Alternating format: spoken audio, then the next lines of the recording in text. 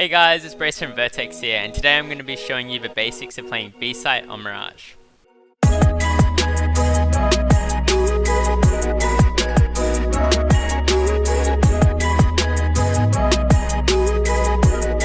so we're on the server now guys, and as a B anchor on Mirage, you have three main things you gotta worry about early round.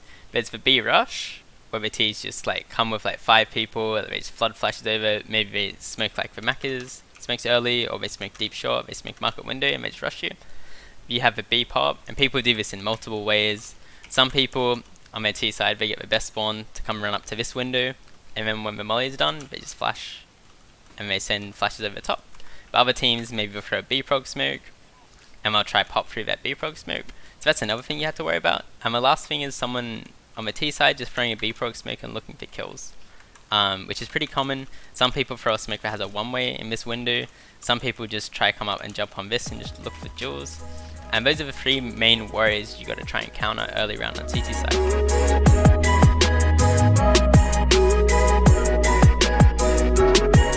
So what a lot of B anchors like to do early rounds, come through, stab a little shutter, and then in between these two pillars you can throw a deep molly. If I'm jumping you can kind of see those window shutters there. So you're just trying to bounce your molly off the shutters, and that's going to molly deep. And this is good for a couple things. It stops like a dry B rush, like if they just want to run out and just fight you solo, they're not really going to be able to do that.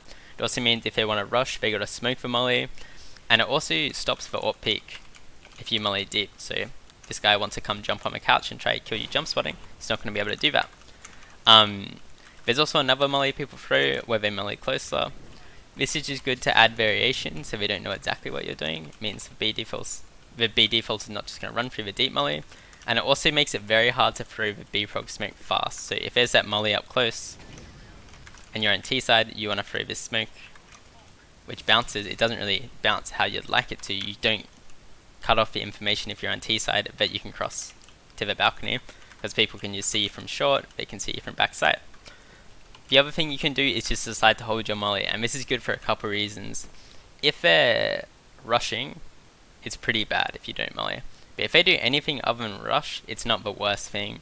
If they're B popping, they're probably going to wait out your molly regardless, no matter what you throw. And it's the same thing if they're defaulting. Generally, people would do prog smoke, depending on the player, but most people don't do prog smoke more than 1 in 3 rounds, right? And that'd be a lot if they were doing 1 in 3 gun rounds.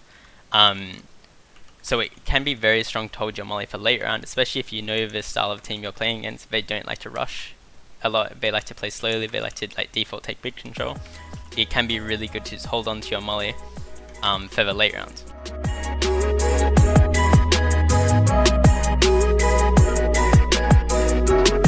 So after you've stopped the initial rush, the initial pop, what you got to worry about, okay, how am I going to defend against a B pop mid round? And it's really important again to listen to what your players are telling you in mid, whether it's your AWPer or your connector player. And the information you want to know is if a pack is taking mid. So if a pack's not taking mid, I mean the core of the T players, it means you got to be really worried about a B pop. So if your short player isn't on short, maybe he's in ladder, so he can't help you if they B pop, maybe he started window to help the AWPer. Smoking B ups instantly is really strong, and that just means you're buying time for the rest of your team to get more information, and it means if they want to B pop, they got to go through this smoke. So you can jump up on the balcony, you can hold this smoke, you can jump up on the van, and even though you're going to get blind, you have a really good angle just to spray this smoke and get 2 or 3 kills. But if a pack's mid, what you want to be doing is you're just trying to counter the lurker, right? So you're doing this jump spot is really good. I come to around here, and you want to jump low enough. You want to jump high enough that you can still get info, but you don't want to jump so high that you're jumping like this and you're giving a sharp rifler a chance to kill you. So you want to be kind of making yourself a very hard target to hit. And this is really strong if you know you're not going to play against a pop or a high numbers exec, because you just get the information super early, and since there's no flashes for you to worry about high, you don't need to worry about being as far back. Now, if the pack is not mid, we have no information, there's a more passive jump spot you can do from back here, which is really strong. So the good thing about this is, you get the information, and if the flashes start to flood over, you can drop your defensive smoke here, and you can play behind, we call this shroud. So the good thing about this is, especially since you can drop util now, people can throw like 6 flashes over B, right? So if you're jump spotting like this, it can be very hard to not get blind and find your way to do that smoke and get to shroud. But if you do this more passive default, even though the T's can get up a lot closer if they want to, a lot of the time you're just going to be in a better position to use your defensive smoke on B and buy time for your short player, your window player, your connector player to get into the site before you die. And this is really important. Whenever you're playing against a B exec on Mirage, if you're the only guy on the site, you always want to be dropping this defensive smoke unless you're up on balcony with an MP9 maybe.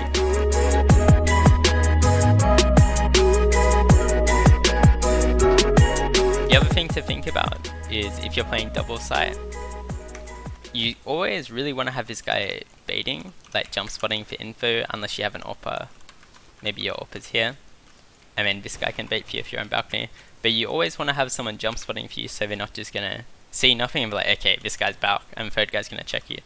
So this is really important. You can have, like, you can get your short player to be shot on balcony, and you can have your teammate just jump spotting with a nade. He sees the pop, he nades, he goes anti, you take your fights on the people running up balcony, he can kill the people jumping out window, and it becomes really easy to play the B site. But those are the main things I'd be thinking about mid-round on Mirage, and hope you guys have a good day. See ya! Thanks for watching the video the whole way through. If you'd like to see more content like this, make sure to give Vertex a follow on all their social channels down below, and have a nice day. Bye!